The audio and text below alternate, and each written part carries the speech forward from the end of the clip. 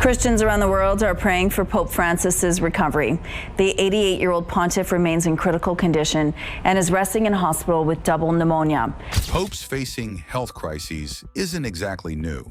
History has seen many leaders of the Catholic Church battle serious illnesses, but no one expected Pope Francis to join the long list of popes whose health struggles became so severe. Pope Francis is now back on a ventilator after suffering 2 more breathing crises this morning. The Vatican says the episodes were due to a significant accumulation of mucus in his lung and bronchospasms. That people started questioning the future of the church. He has always seemed strong, pushing through challenges with determination.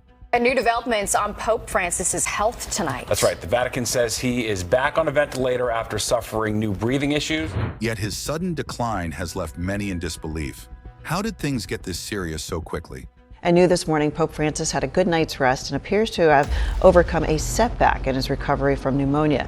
The Pope is in stable, off mechanical ventilation, and showing no signs of a new infection.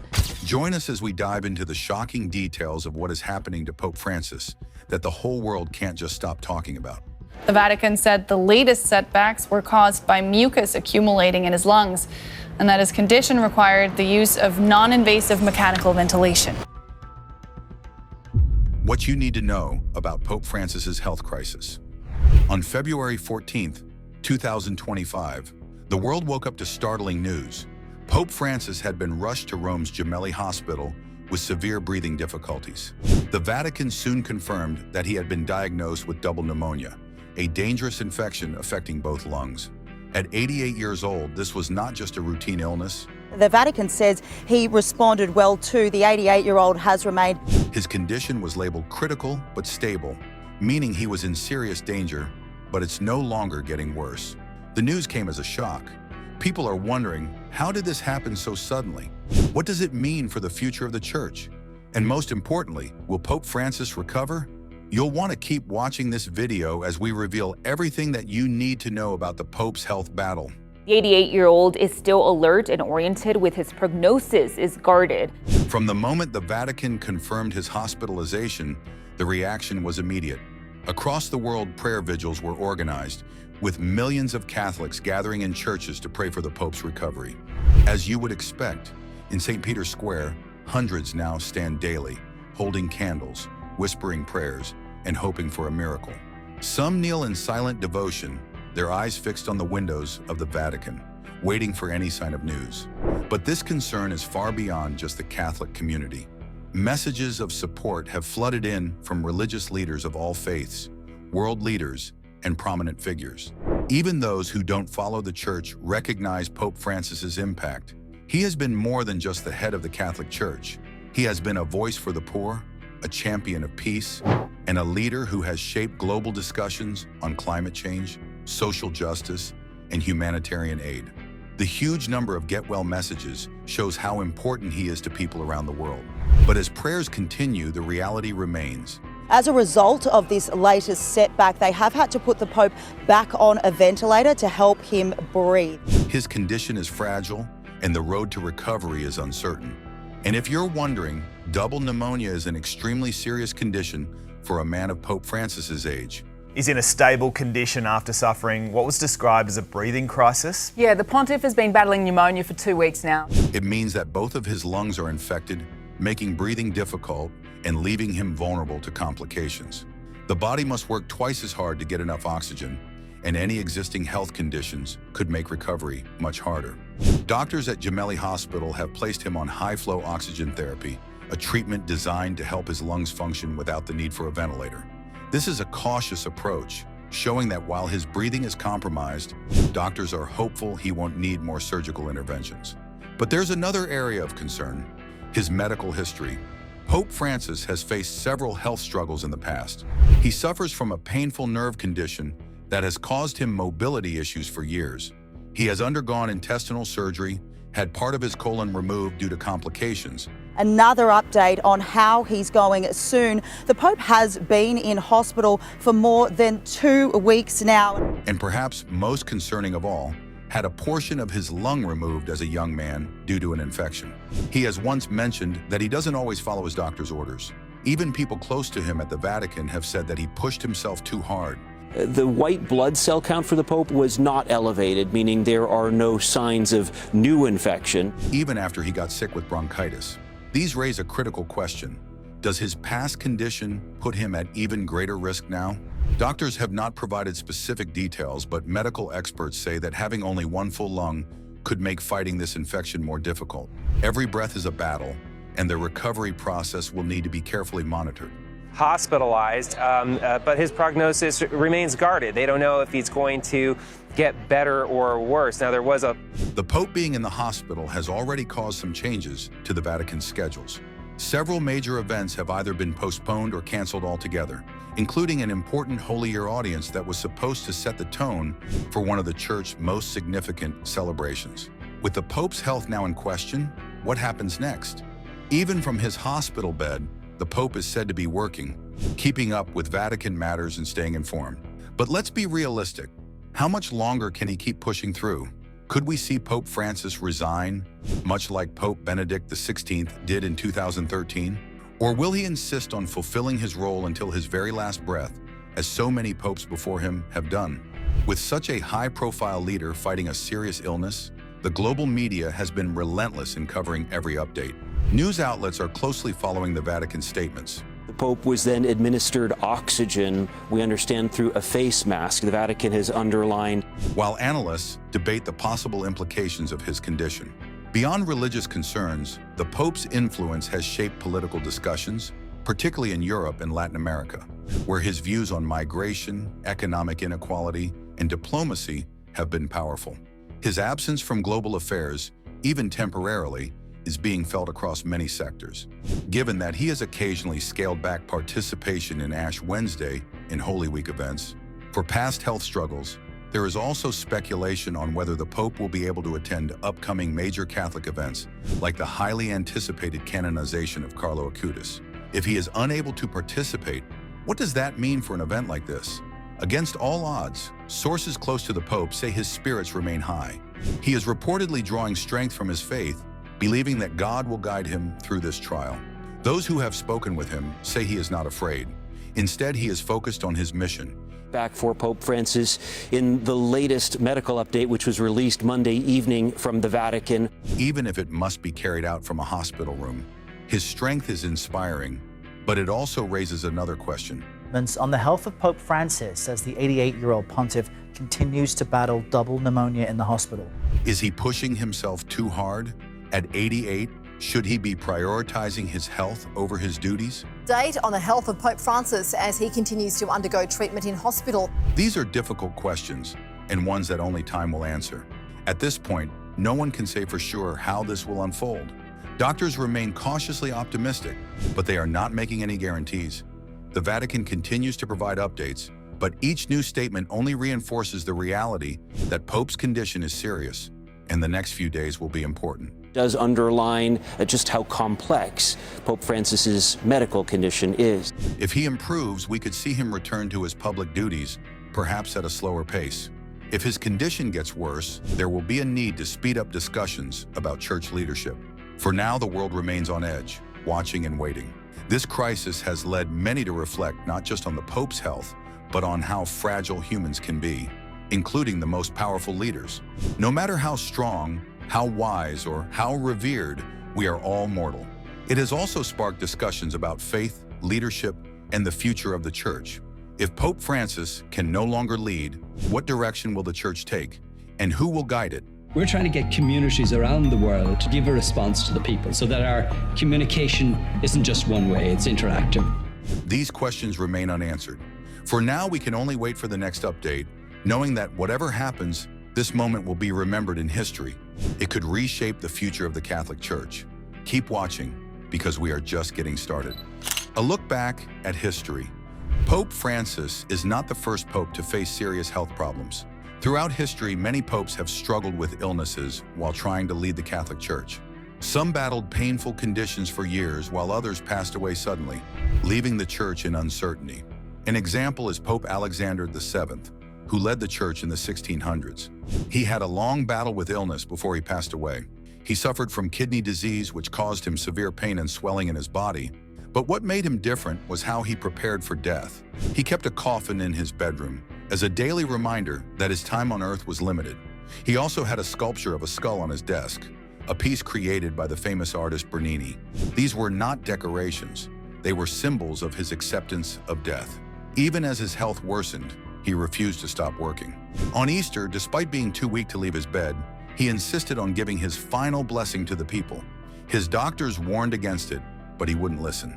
Just a few weeks later, on May 22nd, 1667, he passed away. The Pope's final days showed his strong faith and the huge responsibility that comes with being the leader of the Catholic Church. He was not the only Pope in history to face a health crisis. In the late 1600s, Pope Innocent XI also faced an incredibly painful illness: kidney stones. These stones made it hard for him to urinate and caused unbearable pain, but he kept working. By 1689, his condition had worsened so much that he was unable to attend important meetings. In June of that year, his fever spiked and he could barely move. Doctors tried different treatments, including draining fluid from his legs, but nothing helped. Even in his weakest moments, he insisted on staying mentally sharp. He continued making decisions about church matters until his final days. On August 12th, 1689, after years of suffering, he passed away. His death reminds us how much popes sacrifice for their role, even at the cost of their own health. And then, there are some popes who prefer to keep their health problems private, not wanting to worry the people. Pope Innocent XIII was one of them. When he became pope in 1721, he was already dealing with a painful hernia, but he told almost no one, choosing to suffer in silence. For years, he worked through the pain, never letting the public know how much he struggled. But by early 1724, his health started failing rapidly. His legs swelled, his pain worsened, and he could no longer hide his suffering. On March 3rd, he collapsed in agony. His doctors tried to help, but they could do little. He knew his time was short, so he received his last rites and said his final prayers. 4 days later, on March 7th, he passed away. There was also Pope Pius IX. He served as pope for almost 32 years, the longest reign in papal history. But such a long time in power took a toll on his health. In his later years, he struggled with epilepsy, which caused seizures. He also developed a painful leg infection that made it nearly impossible for him to walk. Despite these challenges, he refused to slow down. Even when his doctors advised rest, he continued to meet with leaders, give speeches, and run the church. By 1877, his condition had worsened so much that he was mostly confined to bed. Yet even then, he insisted on blessing visitors who came to see him. On February 7, 1878, after months of pain, he passed away.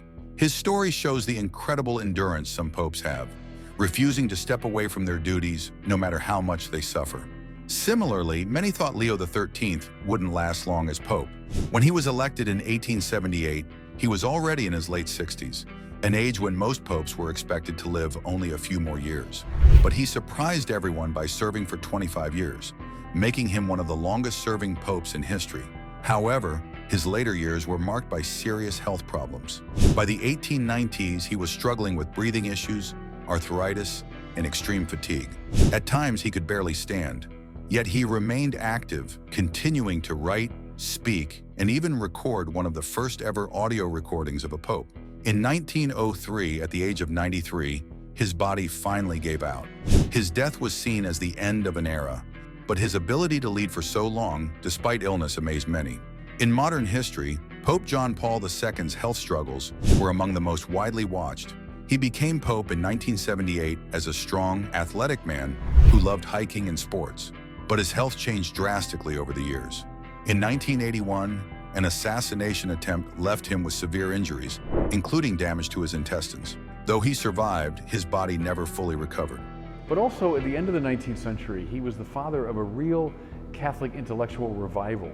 In the 1990s, he developed Parkinson's disease, which affected his ability to move and speak. His once powerful voice became weak, and he struggled to walk. Open up your hearts to Christ. But defying his conditions, he continued leading the church, refusing to step down. Millions of people around the world watched as he grew weaker, yet he remained determined. By 2005, his health had declined so much that he could no longer speak in public. A few months later, on April 2nd, he passed away. His long and painful struggle was an inspiration to many, showing incredible strength in the face of suffering. Why do so many popes continue working even when they are seriously ill? Well, the Pope is seen as a spiritual father to over 1 billion Catholics worldwide. Even when they are sick, many feel it is their duty to keep leading, no matter the pain. Popes also carry an enormous amount of responsibility. They oversee church teachings, make major decisions, and serve as a moral voice in the world. They meet with world leaders, address crises, and guide people in their faith. It's a role that never truly allows for rest. This heavy burden explains why so many popes push through illness, refusing to slow down. Their faith, dedication, and sense of duty keep them going even when their bodies begin to fail. Looking at these past struggles, it's clear that Pope Francis is not alone in his suffering. His current health crisis is part of a long history of popes facing serious illness. The question now is, how will this chapter in history unfold? Will he fully recover and continue leading for years to come? Or will his illness force him to step down, something only a few popes have ever done? The world watches closely, waiting for answers. What we do know is this: no matter what happens, Pope Francis, like the popes before him, has already left a lasting impact. For our countries, and that we encourage all of our knights and dames to come again. His leadership, compassion, and deep faith have touched millions. And as he faces this health challenge, he carries not only his own strength, but also the prayers and hopes of people around the world. Keep watching as we continue to explore the Pope's journey. Has Pope Francis' lifestyle contributed to his health crisis? Pope Francis' recent health crisis has left people wondering, has the way he's lived played a role in his current struggles? At 88 years old, battling double pneumonia is no small thing. Pope Francis, as the 88-year-old pontiff continues to battle double pneumonia in the hospital. But considering how he has lived, worked, and carried out his role as Pope, it's worth asking, did his lifestyle make things worse? First, you must understand the pressures that come with his position. This is because when you're leading over 1 billion people, your life is far from normal. Pope Francis is not the kind of man to take it easy. Even in his late 80s, he sticks to a strict daily routine, one that might wear out someone half his age. He wakes up early, usually around 4:30 or 5 a.m. No slow mornings for him. His first priority? Prayer and reflection.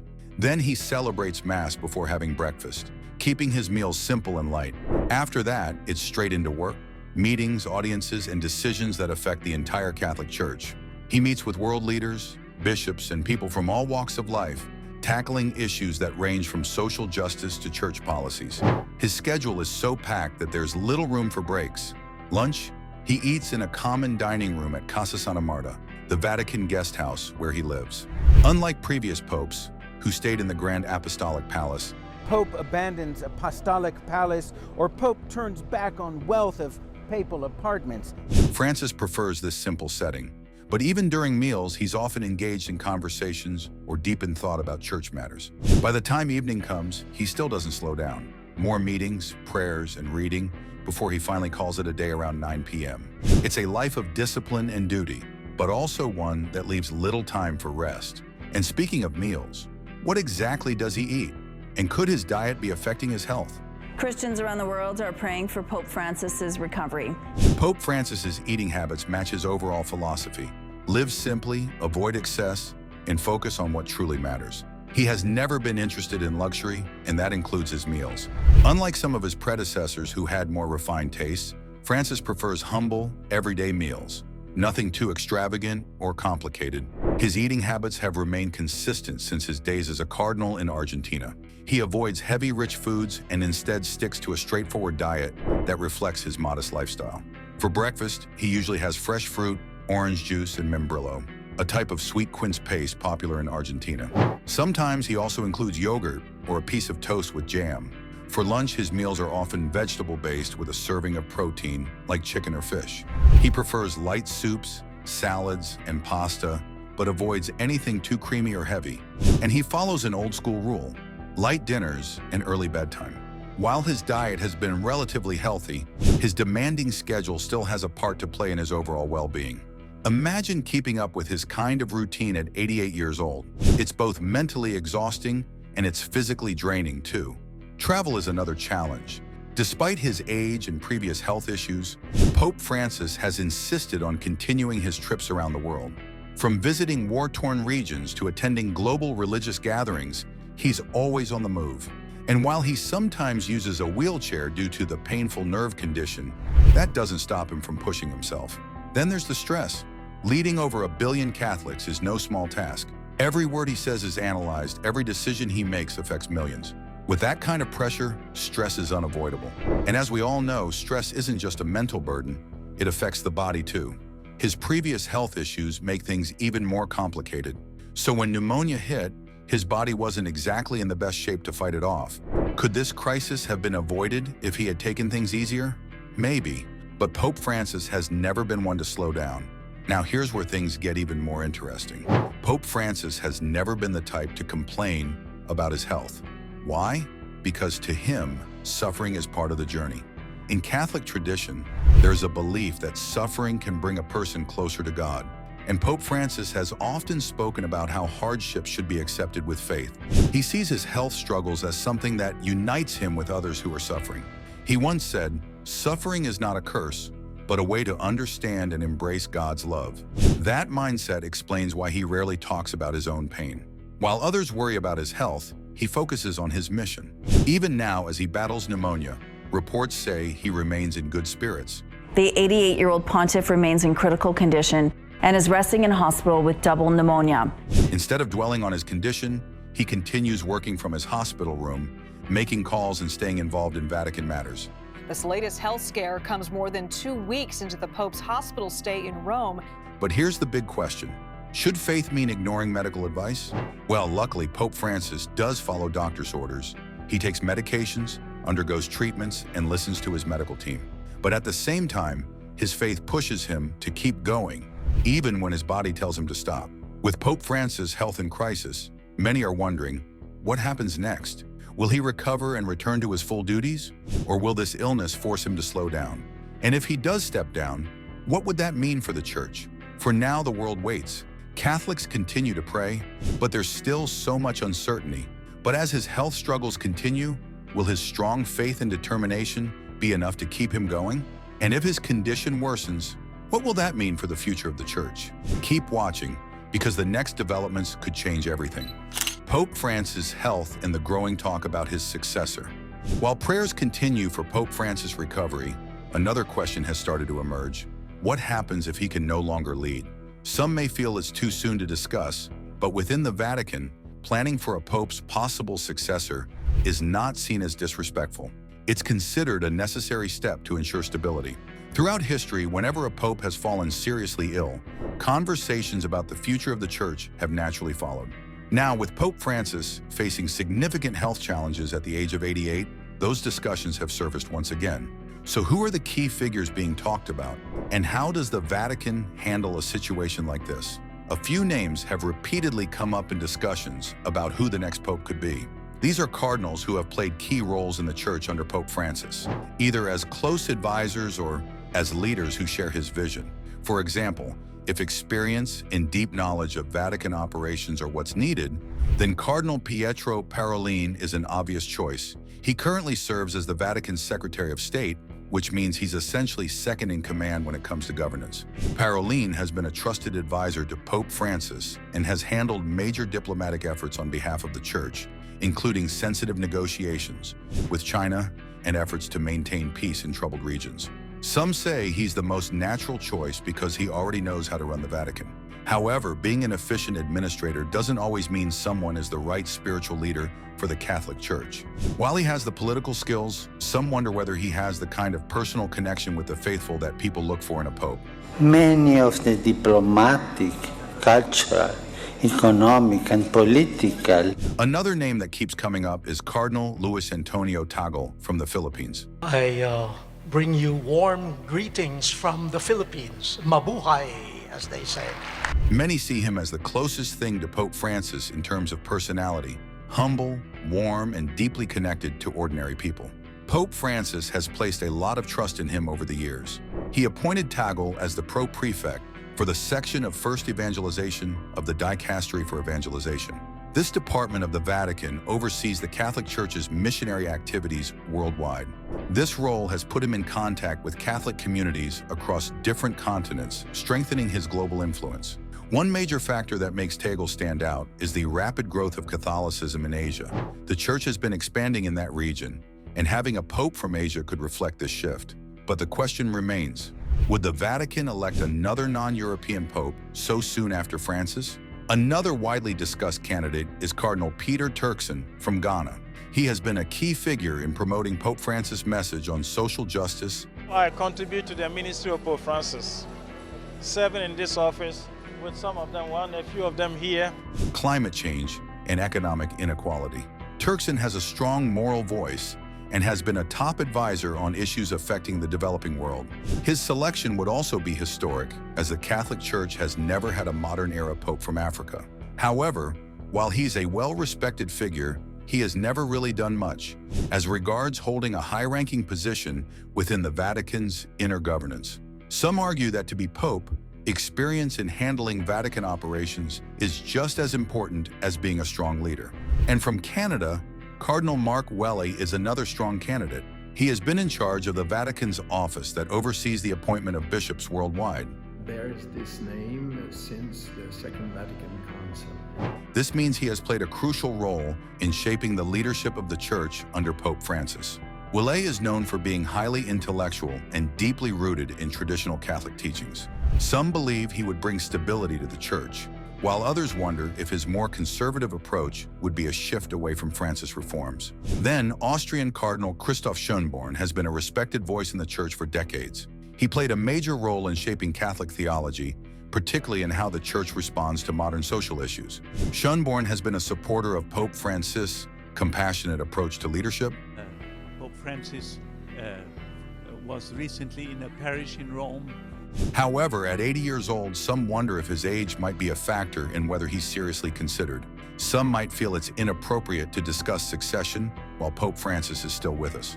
But history shows that these conversations are not unusual. When Pope John Paul II became seriously ill in the early 2000s, speculation about his successor had already begun years before he passed away. The same happened when Pope Benedict XVI resigned due to health reasons. By the time he stepped down, discussions about who would replace him were well underway. The Church always prepares for these situations. It's not about rushing to replace the Pope. It's about making sure there's a smooth transition if it becomes necessary. That's why high-ranking cardinals are likely already having informal discussions behind closed doors. Even though no official steps have been taken toward choosing a new pope, the Vatican is known for keeping things organized. Church leaders understand that the world is watching, and they want to avoid any uncertainty. Right now, Pope Francis is still involved in Vatican affairs, even from his hospital room. Reports say he has continued making key decisions, signing documents, and overseeing church matters as much as his health allows. But despite these efforts, the uncertainty surrounding his condition has naturally led to quiet discussions about the future. Some sources suggest that senior cardinals are already debating what direction the Church should take next. Would the next pope continue Pope Francis' vision, focusing on social justice and reform? Or would the Church return to a more traditional, conservative leadership? These are the questions being asked behind the scenes. The choice of the next pope is incredibly important, not just for Catholics, but for global affairs. Pope Francis has had a huge impact on world issues, from climate change to peace efforts to advocating for the poor. If his successor continues this path, we could see the Church maintaining its role as a strong voice for justice and reform. But if a more conservative leader is chosen, there could be a shift in priorities. For many Catholics, this moment feels uncertain. The Pope's health crisis has already disrupted major church events, and now the question of succession only adds to the unknown. As the world prays for Pope Francis, one thing is clear: his leadership has left a deep impact. People from all backgrounds, not just Catholics, have been touched by his messages of kindness, inclusion, and compassion. What do you think? Will the Pope recover and return to his full duties? Or are we witnessing a turning point in the Vatican's history? And how do you see this impacting the future of the Church? Let us know your thoughts in the comments. Remember to like, share, and subscribe for more. Also, click the following video shown on your screen. You will enjoy it.